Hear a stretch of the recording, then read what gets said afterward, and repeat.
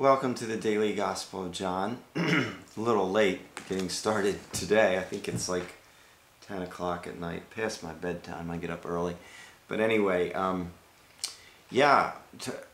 busy day, and my brain wasn't functioning properly a little earlier.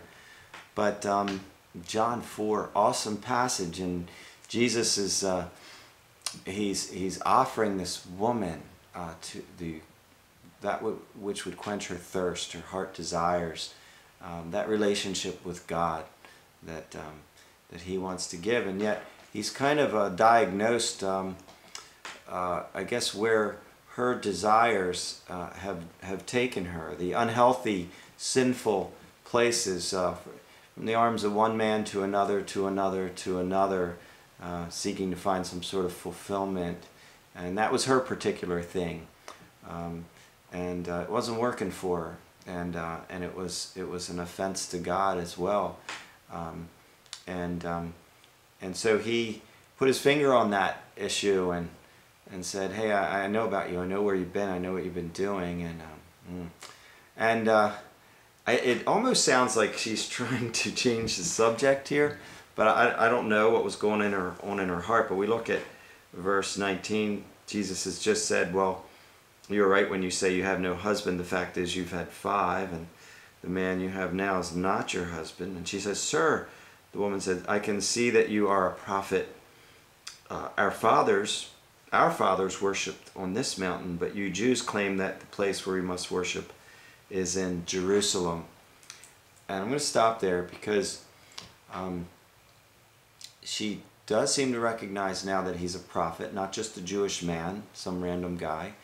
So her revelation of who he is beginning to grow, and he's just never met her before, and he's just told her all about her, and she's blown away a little bit, but it seems like she's trying to change the subject. And I find that often when God kind of really gets down to business with us, and we're being exposed, our game gets exposed a bit.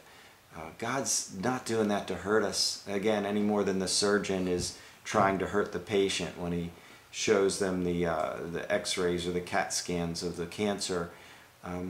But that exposure is so that the necessary cure will be desired and welcomed. And that's what he's doing with us. And so, yet so often we pull away, and we change the subject and bring up some religious issue, some big question that we have, and God's just trying to get to our heart.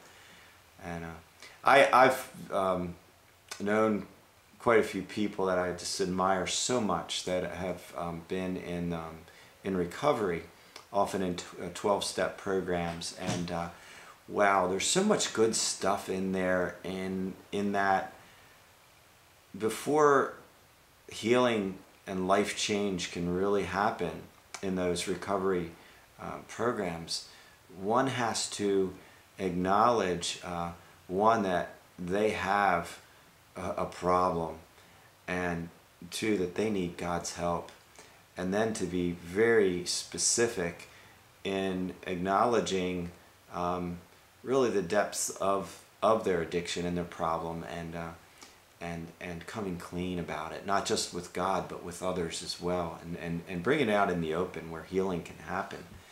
And it's not an easy thing, but it's such a liberating thing. And I have so much admiration for people, and I really think that, you know, socially, I mean, certain addictive behaviors are not as socially acceptable, and also maybe are more life destroying in a quicker way.